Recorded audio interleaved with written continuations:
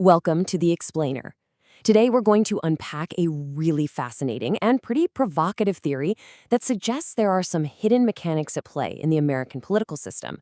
It kind of makes you wonder if what we're seeing on the surface is, well, maybe a carefully managed illusion. So let's just dive right in with this idea. This quote really challenges the entire narrative that we heard for years about Donald Trump. Instead of random chaos, what if it was all part of a hidden, deliberate strategy? All right, so this whole explainer is going to explore a theory from Eric Weinstein, and he argues that what a lot of people just wrote off as erratic, unpredictable behavior was actually a very calculated, very effective game plan, a plan designed to break a system that, frankly, was never meant to be broken. So, what on earth is drunken boxing when we're talking about politics? It's actually a pretty powerful metaphor. I mean, think about a martial arts style that looks clumsy, totally unpredictable, but in reality, it's incredibly tough for a traditional by-the-book opponent to fight against. The whole goal of this style is to just completely throw a rigid, predictable opponent off their game.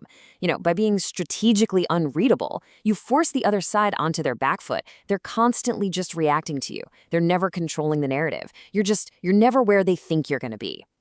And the theory says this goes way beyond just one political figure. Weinstein actually points to other wild cards, people who just refuse to play the established game. They wouldn't be pinned down, they wouldn't say what the system expected them to say, and that made them these unpredictable and, because of that, pretty powerful variables. And that really is the million-dollar question, right? A strategy like this, it only makes sense if you have a very specific opponent or a system that you're trying to beat. So to really get what drunken boxing is all about, first we have to understand the game it was designed to disrupt and all of its hidden rules. Okay, so the theory goes like this. There is an international order, or a system, that's operating behind the scenes. And its main goal, it isn't necessarily what's best for the people in any given election. It's really about maintaining its own stability above all else. Now, according to this theory, this system isn't some abstract, shadowy idea. Nope, it's made up of really powerful institutions. You're talking the State Department, the intelligence community, the Defense Department, and major international corporations. They all depend on this really delicate web of global agreements that a true populist president, one who isn't loyal to them, could just tear apart. So how does this whole order protect itself? Well, it uses something called a magician's choice. It's a classic trick, right? It feels like you have a totally free choice, like you can pick any card from the deck. But in reality, the magician has already made sure you're going to pick the one they want. In politics, this means the final candidates you get to vote for, they've already been pre-approved, so they don't threaten that established order. This slide here, it shows exactly how that magician's choice actually works in practice. It's a process of candidate pruning. So first, you get populist candidates popping up. But then, the party machinery kicks in and starts to prune the field, making sure that the final two choices are both safe bets for the international system. People who aren't going to rock the boat on things like NATO or global trade deals. We call it democracy, but according to this theory, it's a version where the system's core stability is never really up for grabs. And this quote, wow, it just brilliantly sums up the whole justification for the system. I mean, from the point of view of this international order, letting the general public just vote away alliances that took decades to build in a single election, that's just way too risky. So the system is designed to insulate these critical agreements from the popular vote.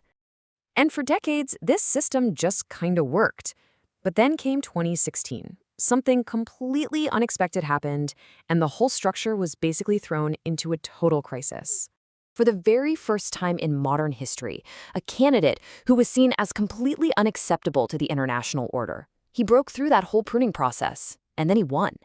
And the key thing here is, with no government or military experience, he had zero built-in loyalties to the very system he was suddenly in charge of. So, once Trump became the nominee, the theory says the system went into complete overdrive. He was called a loser, a wild man, an idiot, and, most seriously, that he was under the control of foreign powers. The whole goal was to make sure the one remaining acceptable candidate would win. But we all know how that turned out. The strategy failed. But Trump's victory, it did more than just challenge his political opponents. The theory argues that it exposed this fundamental, completely unsolved problem that's right at the heart of how we even think about government and democracy. I know, right? How can that possibly be true? It sounds like a total contradiction. But the theory suggests it's because we're using one single word, democracy, to talk about two totally different and sometimes competing ideas. This perfectly frames the core conflict. Okay, so on one side, you've got democracy A. That's the direct, populist will of the people, expressed through votes. But on the other side, you have democracy B, the stable institutions and alliances that were built to last way beyond any single election. So what happens when the will of the people, right now, directly threatens the long-term stability of those institutions? And that is the central paradox that Weinstein says the 2016 election just laid bare for everyone to see. The whole pruning system, it was created to solve exactly this problem, to stop that populist will from taking apart the established order. So when it failed, that underlying conflict was suddenly out in the open. So this isn't just some political puzzle, right? It's a really profound question about power, about government, and about what democracy even means anymore. The theory doesn't really give us an easy answer. Instead, it just leaves us with this challenge that, honestly, once you see it, it's pretty hard to unsee.